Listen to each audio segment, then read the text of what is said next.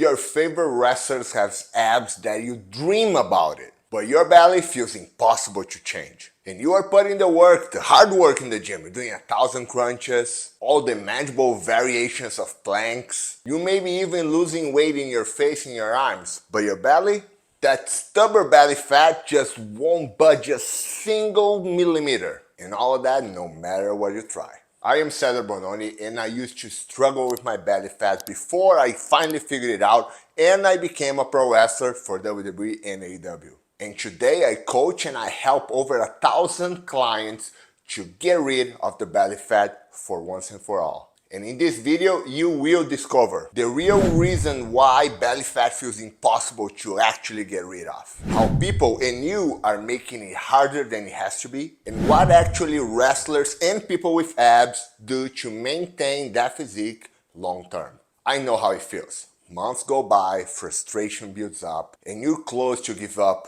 one more time just because you're not seeing the results that you want to see. So you take some different approaches. You cut your calories even more, you eat even less, or you do even more cardio. That all became unsustainable, and you give up again, you get back to your old habits. I got myself caught up on that situation many times, and if you're close to get to that situation one more time, I urge you to watch the video until the end. Because this could be the most important advice that you can ever listen and learn to finally get things on the right place and burn your stubborn fat for once and for all. And if you want some more proof, I just made a video on how I help Ethan Page to lose his belly and keep a six-pack for over 2 years. Just add this up to your list and watch it later. So why is belly fat so stubborn? First thing that you have to understand, there are two different body fat in your belly. There is the visceral fat and there is the subcutaneous fat. Visceral fat is the one that stays under your muscle between your organs.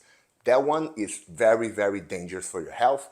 It can imply on having diabetes, heart attack, high blood pressure, even failure on the organs, and so much more. And the other kind of body fat is the subcutaneous fat. That is all over the body, but usually most men will get it on the belly.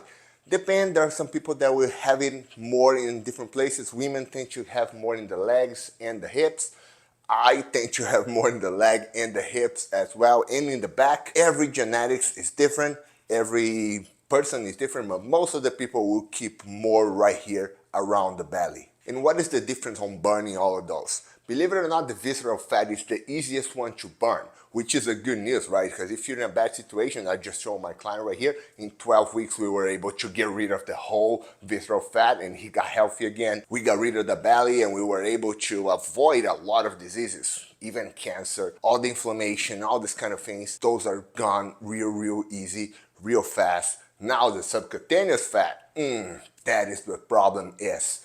It takes a little bit while for you to burn that because that is pretty much kind of energy storage for emergencies that your body gonna have, which nowadays we're not gonna get to this point because we are eating whole day. We have calories everywhere, so there's no need to store energy to burn later because we are always eating all the time, and most of the time we are eating in a calorie surplus, which is more than you burn.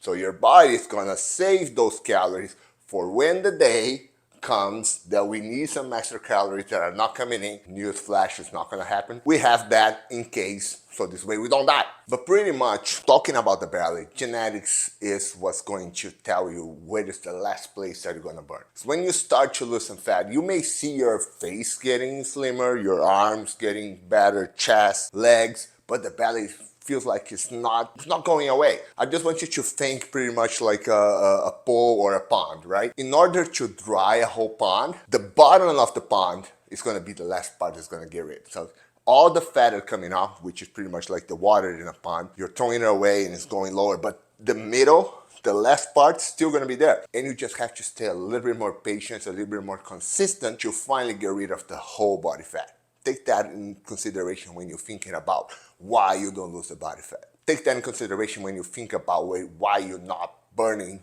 the belly. You're seeing results everywhere, clothes are feeling better, but the belly is still there. Just gotta push a little bit harder. And that leads to the second point.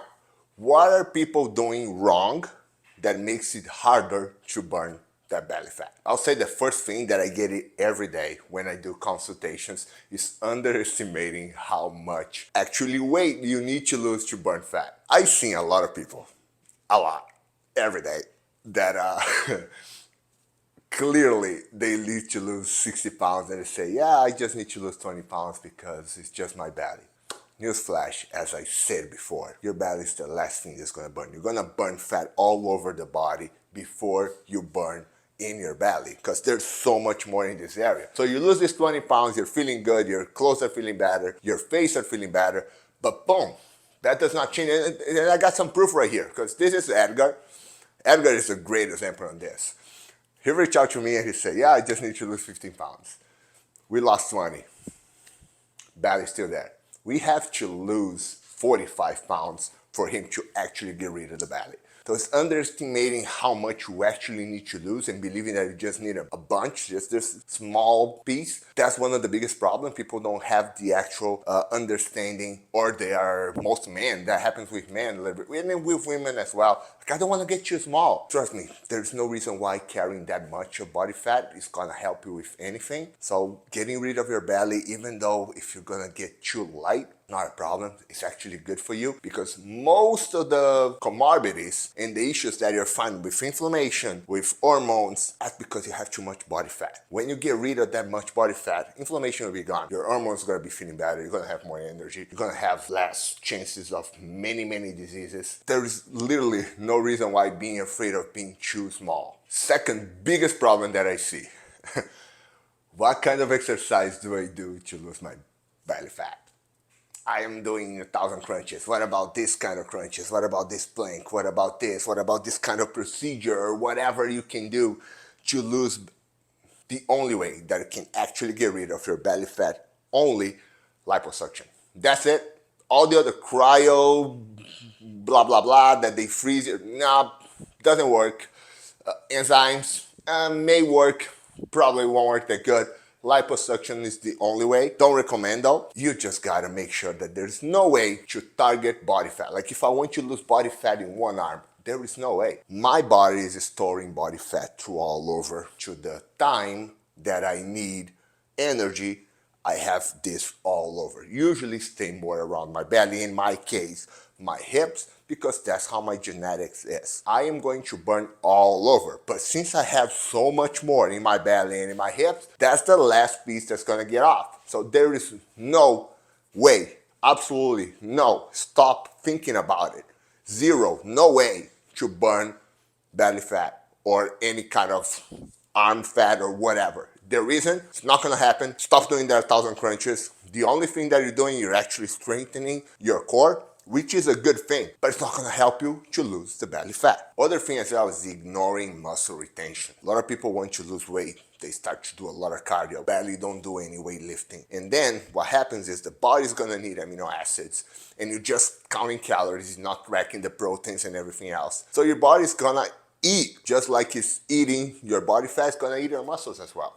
Then you're gonna lose weight, you're gonna lose size, but you're still gonna keep the body fat right there, because muscle is so much easier for the body to actually metabolize than fat. So you're gonna turn into skinny fat, which is even worse than being overweight. I'm talking by experience, because you don't have the strength, don't look good, clothes doesn't feel good at all, and it's the hardest way to get out of there, because you have to build muscle in order to burn fat. When you have more muscle, you can burn more calories. And then if you're not lifting weights, if you're not building muscle, you are not going to be able to burn as many calories as you need, and you're gonna have to eat less. It's a crap show. I'm telling you, not lifting weight when you're trying to lose your belly fat is one of the worst things that you can do. Other thing as well is cutting way too much calories. You start to learn a little bit about calories, and then you say, yeah, if I calculate, if I drop 1,000 calories, I'm gonna lose 5 pounds a week. For how long are you going to be able to do that? May work, and on the first weeks you're going to drop a lot of water, because you're going to be losing a lot of muscle mass as well, and there's water inside of the muscle mass. That's going to be gone. You're going to see the scale moving, but it's not going to be sustainable, which is going to get you the last part, which is one of the most important things, is the lack of patience. How long it took for you to gain weight? It was not overnight. It was not 2 weeks. It was not 2 months. It was a little bit over than that. So to lose body fat, believe it or not, if you do everything right, is faster than it took for you to gain. Yeah, I know it sounds insane, but it's actually true because I see every day 25 pounds in about 12 weeks, 40, 50 pounds about 6 months, 100 pounds in a year. I don't know anybody that actually gained 100 pounds in a year. That's a lot. You may know somebody, but it's still, if you can lose in the same time that you gain, it is still really, really good. So patience, stay there. But all of this came to this point. What actually wrestlers do to maintain their physiques on the long term? First thing is that when they achieve their goal, they don't get back to their old habits. I had some clients that reach out to me and say, yeah, I can't wait for this to be done so I can get back to my real me or old me. And I say, yeah, good. And what do you think is going to happen if you get back to your old me? I don't know. I just want to lose weight and keep it that way. So the things that you've done to get you to where you are right now, if you do it again, what do you think is going to happen? It's kind of insane if you are expecting to have a different outcome doing the same thing. So here's what wrestlers do. We change.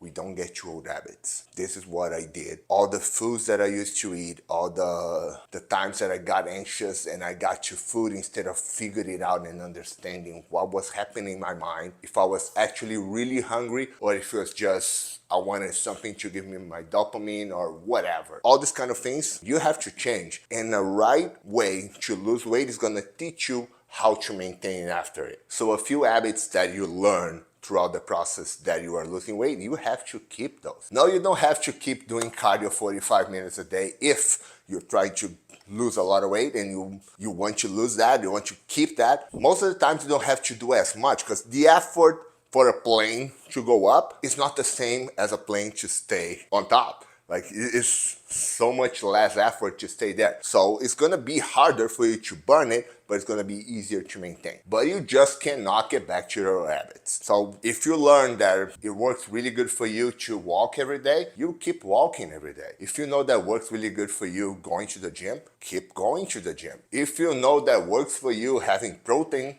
every day, keep having protein every day on every meal.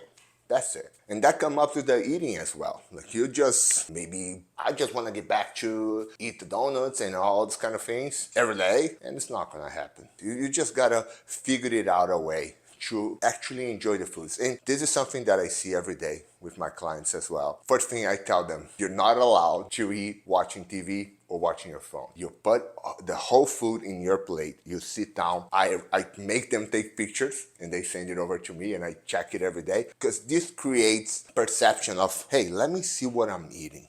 This is food. This is gonna fill me up. This is gonna be good for me. And every time you look at the food, you know that this is gonna work and you enjoy and slowly you go there. Of course, it's not rice, potatoes, chicken. It doesn't taste like pizza. And I'm never gonna say that. But you'll start to learn and you start to actually enjoy these kind of foods. And they're never gonna be as tasty as pizza. Don't expect that. That's not what I'm saying. But you know that those foods are good for you and you start to actually enjoy that.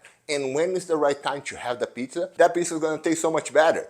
But here's the thing, you get there and you're gonna miss chicken and rice and all these good foods as well because they make you feel good. So those healthy habits on the food, when you sit down and you actually eat, you're not doing something else, that's key. You gotta keep that forever. And once you start to do all of that, your daily fixed routines are gonna become natural. And then you're gonna have your time to go to the gym or to exercise at home. You're gonna have the right time to eat. You're gonna have the right time to walk. You're gonna have the right time you're actually gonna have time to sit down and enjoy your food. And you create these habits that are non-negotiable, that are easy to set throughout your days, and that just become your new normal. And then your old self is your old self. Right now, you are a new person. You have different habits, healthier habits that help you with your goal, that help you to feel better, that help you with your mental health and everything else. Because when you have a structure like that, everything works great and you are able to maintain easily because you're not changing things every day. You have like an actual plan, you know what works, you just stick with that. That's what we do.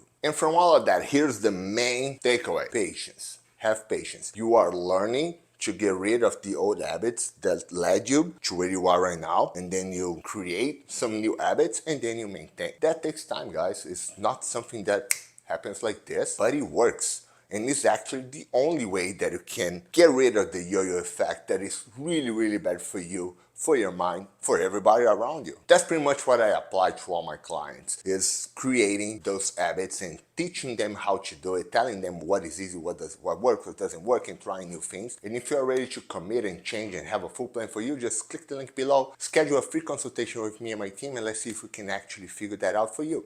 I just hope that you understood that there's a smarter path to actually get rid of your belly fat. And just so you know, I release new videos every week with insider information about how wrestlers do the things that you don't know how to do it. And last week I just talked about why wrestling fans struggle with their fitness. Go and check that out. And also don't forget to subscribe, hit the ring, so you know when there are new videos, and you can get all no fluff guidance for your fitness journey. See you next week.